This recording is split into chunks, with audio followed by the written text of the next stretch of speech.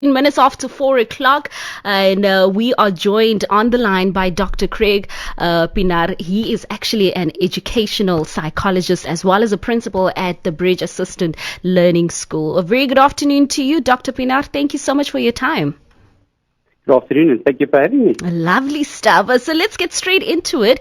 We know that you are an educational psychologist. Can you give us a bit of just a brief explanation about your background, how you got into that, and then perhaps also please tell us more about the Bridge Assistant Learning School and who they cater for.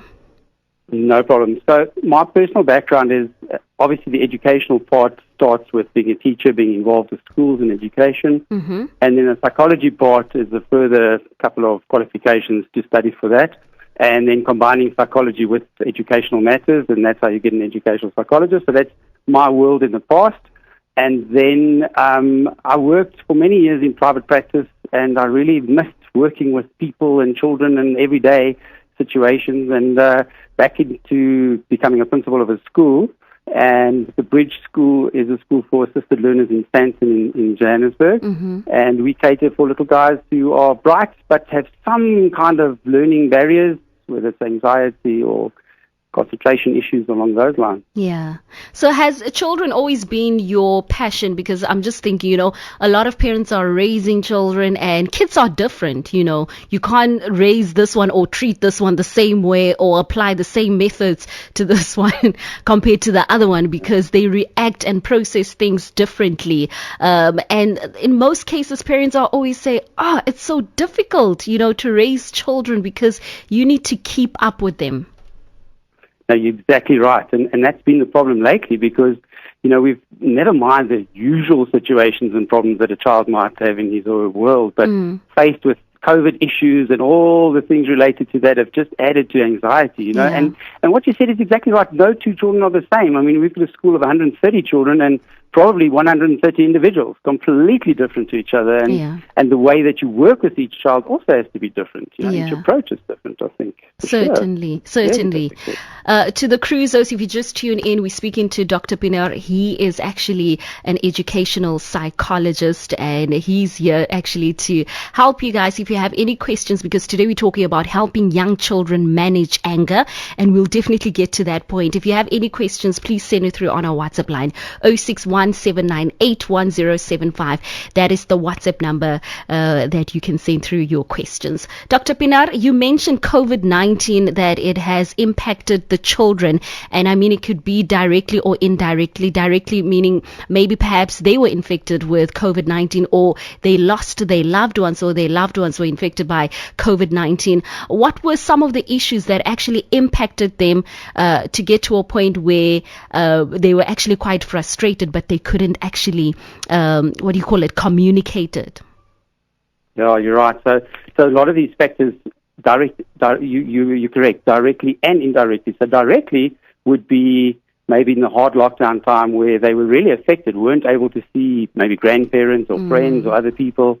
And even after that, it's been very difficult. Our little guys have had to wear masks to school with little red dots and red lines all over the place. Yeah. It's very hard for a child to process that. For an adult, it's hard enough. Every time we get something on TV, we give them some more information. It's hard enough for adults to process it. Never mind for children who really probably don't understand the bigger implications of things. And, they somehow have to tell you, and if you ask a child, how you feeling, they'll say fine. But they're not really fine. And then sometimes you find that behavior or those tantrums will come out, and it's really their way of expressing that feeling that they're having. We see it at school, we see it at home.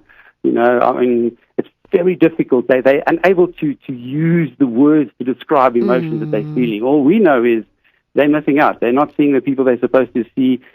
This morning they had a prize giving, an online prize giving at school, but one of the things was the teacher said what she misses the most in terms of working with the children is just giving hugs. Just wants to give hugs to these little guys. They're 7 years old. They want to hug. Can't do that. Yeah. And when you think about a child, that physical touch, just being involved with somebody, being close to somebody, that's denied them other than maybe their parents. That's very difficult. Yeah. I think.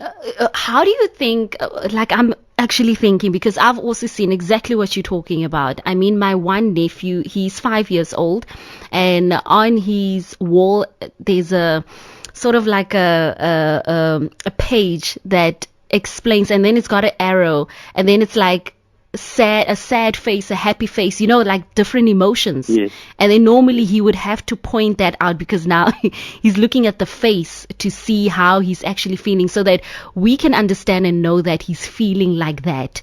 And also just thinking like, having to go drop them off at school, things have really changed, where they now have to get used to sanitizing their hands, putting on the mask like you were saying, as well as this thing that they point at them to take their temperature, and for them it's everything is new for them. Like, from your side as an educational psychologist, how do you think they are actually processing that, and are they going to be okay growing up knowing that things have changed? Well, it's an interesting one, and I mean, it's hard to say what lies ahead for us. And I would just really, really hope that we in South Africa would be beyond the second wave or whatever the case is, because our children really need to get on with their lives. I mean, we weren't able to do sport or activities or any of the things that you would classify as an average thing for a child to do. So very, very difficult. And this year is taken away. I had some dealings with matrics recently. My own son is in matric, and this year was missing. It's a missing year for them, and that won't come back.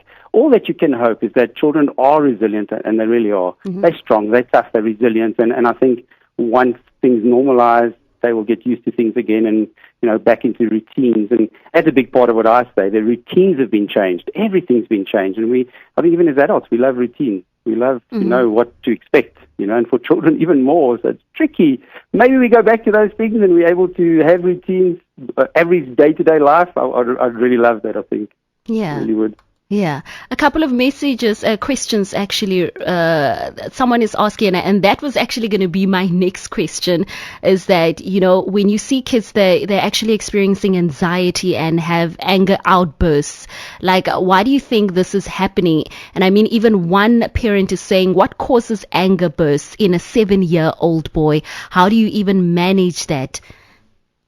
Yeah, I think sometimes people worry about this idea of tantrums, and they talk about the terrible twos, and tantrums start early on, and preschoolers, and lately it sort of extends, and we have to find the line or distinguish between what is a tantrum and what is really some kind of expression of unhappiness, and maybe those temper outbursts or expressions of unhappiness. I think a tantrum is often when a child is not given his or her way. I want this right now, and you're not giving it to me, and I'm going to show you I'm cross with you for that particular instant, whereas these kinds of outbursts, I think, are more long-term. It's more an expression of a feeling that's underlying every single day, every morning, every night. And I think even at school, we're able to distinguish between those two things, and understanding why that child is feeling that is more the key. We must understand. We can't just punish.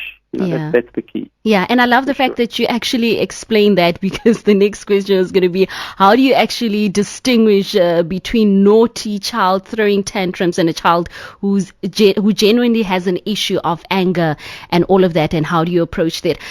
What is the best way to assist your child if you have observed that they're actually struggling in this way, without having to kind of break them down or make them feel that there's something wrong with them? Well, I think the first thing is always your involvement with your child. And somebody said to me the other day, was there anything positive that came out of, COVID and a lockdown? And maybe the only positive thing was that as parents, we were really obliged to be with our children 24/7 and be involved in their lives and maybe get to understand them a little better. And I think that's one of the positive things and a way of dealing with it. If we understand our children, we're involved with them, and we know what makes them happy and we know what makes them sad, it goes a long way to maybe if there's a tantrum or if there's a problem or if there's an anger outburst, to understanding them. I think that's the key, just really being more involved with your child and understanding them better, definitely. Then we know what to do. Even at school, if we can't overreact to certain situations, we must understand them. And if we spend time with them, we understand them. We talk about I like to think of I'm sure you've heard of the concept of a time out. For me, it's more of a time in. Spend time with your child, be in with your child, be understanding of your child rather than sending them outside. Yeah. Anyway, that's just one of the ways that we deal with it, Yeah. I'm actually also thinking, like, when and where should parents seek help if their interventions are not bearing fruit? And also, please keep in mind, doctor, that I know that some kids and some parents, they don't really have a good relationship with their children, and they're at a point where they're trying to mend things and make sure that they bond so that they can have those kind of conversations that you were talking about, being able to pick up that your child is not okay. Yeah. But I would just say to you that it's never too late. It's never too late to form that bond with your child, even a teenager. You must find something where you connect with that child. And I often talk to parents and they say to me, but wow, my child is so different to me. When I was a child, I used to want to climb trees and play outside, and all my child wants to do is play a game. Then I say, well, then play a game with your child. Be involved with your child. Do the game, play the game.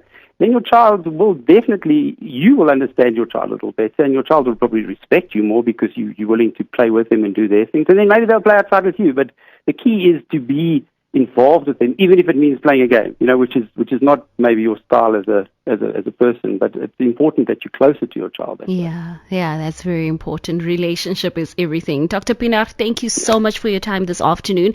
Is there any number or social media handles or email address where people can actually get hold of you or the information that you shared with us today? I would love to chat to people at any time. So our school is the Bridge School for Assisted Learning, and I think on that website everything will be there, whether it's email addresses or even telephone numbers. Everything will be on that website. Okay, so, there you have it. Thank you so much. Enjoy the rest of your day, and thank you for educating us this afternoon. I don't know about that. I think we all have it in ourselves, but sometimes just a reminder is a help. But thank you very much for having me. Thank you. Awesome. And that was Dr. Greg Pienaar. He's the principal at the Bridge Assisted Learning School. He's also an educational psychologist. And of course, you can go and visit their website, the Bridge School. And also, if you've missed any of that, we'll leave it at our reception line and you'll be able to get hold of it.